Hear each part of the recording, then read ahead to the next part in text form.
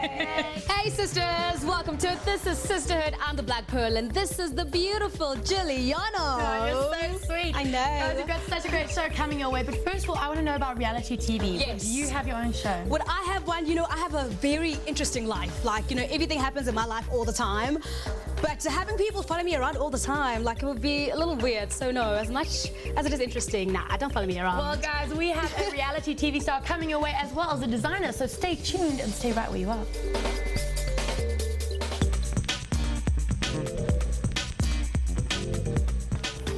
Sesikhulumile ke kuthina namhlanje izoba mnandi kakhulu and singitshele ke imfundo matric this year we have a big surprise for you. Yes, we do. But right now it's time to go to our first guest. She is stunning and amazing and has made history for South Africa. So let's go straight to her. It's none other than Nonhle Thema.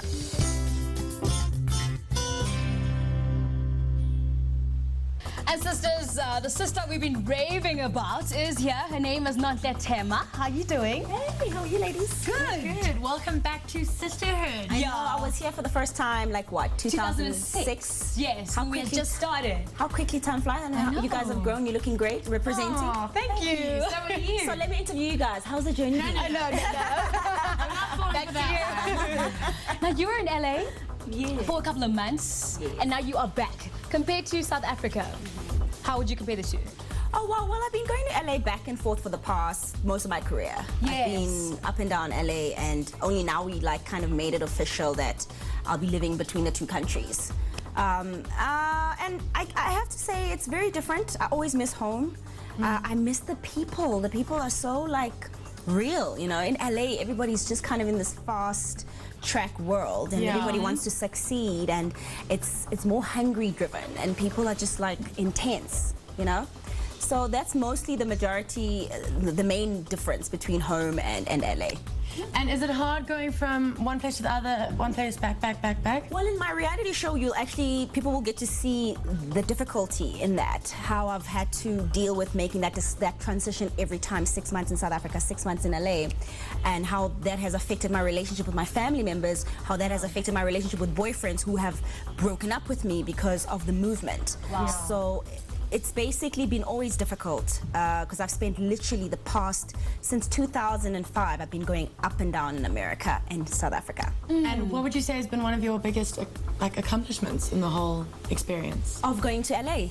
Of my life. reality Yeah. TV in your life. Well, you know, at first I used to think, oh, Access was huge, but then when I got Global Ambassador for Dark and Lovely, that's when my life kind of just went somewhere else, because now no longer was I just being seen here in Africa. Now my commercial playing in the States, and that's what made us all decide to do the reality show, going to America and taking on my brand globally, because I'm already out there globally through Dark and Lovely, so it made sense. It was just a business move. Yeah, and I feel like you're one of those people who are making history for South Africa. I mean, with the Dark and Lovely, with your reality show as well. I want to know more about that. How was that? Like having cameras on you 24/7 every In single your day. face, you have to like just live with it. Yes. It was not like, I won't lie, it was hard. I'd wake up in the morning in my house and I'd hear footprints upstairs. And my cameramen were like busy sitting up, putting stuff somewhere, and I'm like, can I just breathe? I'm having a bad day. And unfortunately, it's production time. Everybody's like, chop, chop, makeup artists are all over me already. I'm like, wow.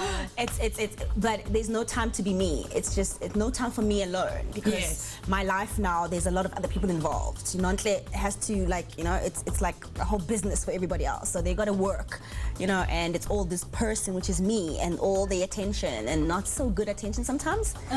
But yeah, I had to grin and bear it, because I was doing it for everybody here at home, so they can see this dream that I live. I live a dream, and I want to share it. Awesome. You know? That's actually such a nice way to look at it. I know. And now you're also a motivational speaker. Yes. Tell us about that. Give us a motivational speaking 101 and what motivates you and all of that. Oh my God, I can give you 101. I'm gonna go on forever. Okay, short, basic 101. Yes. Like the one of Well, 101. what I do is, in 2007, I started my Angels program, Nonhle Angels, which was me just wanting to do something for young girls and young people, boys as well, because I always just felt like it's nice to share your blessings, you know. And when Dark and Lovely approached me, they actually said that was one of the reasons they picked me as their face, because I kind of embodied their vision and how a young woman should be, and helping another young woman as a brand that helps young women to feel good. I was also doing that as a person, you know. So they felt they could bottle me up and make me a little Dark and Lovely person. And my Angels program is me just going to universities, schools, shopping centers. I talk to anybody that wants to listen. I share my story, I open up. And whilst I open up about my problems in my life, my ups and my downs, because my life has not been all roses. Trust me. This is just how I smile through it all. Yeah. You know? And you need to do that. You need to do that. Yes. But in these talks, I really open up. And in that way, I encourage other young people to also open up about heartbreak, breakups, being dumped, how some kids might feel like they're suicidal because their relationship has ended, how I've been through all of those moments where I've been dumped, but I carried on, you know. So I kind of use my life as a way of testimony for them to see, like, listen, at the end of the day, you only have yourself, you know, and you got to watch for you and do you. So my talks are very much about relationships, breakups, parents divorcing, basic life, peer pressure, beauty, jealousy amongst each other as girls, how you overcome that, because I've overcome a lot. Yeah. Let me tell you now. But what better way to show everybody at home that, you know, it can be done? Exactly. Nonhle, unfortunately we've run out of time, but we have a gift for you. So thank you so much for joining us. Thank you. This is for you. Represent Sister, I know. So you better come more often now. I just Can't be another 4 or 5 years to come back. And keep doing what you're doing. Like, we really look up to you, and we think you're doing a brilliant job. So there you have it, sisters. You heard it from her. The words came straight from her mouth. She has more than just a pretty face. That is, of course, Nonhle. Of course.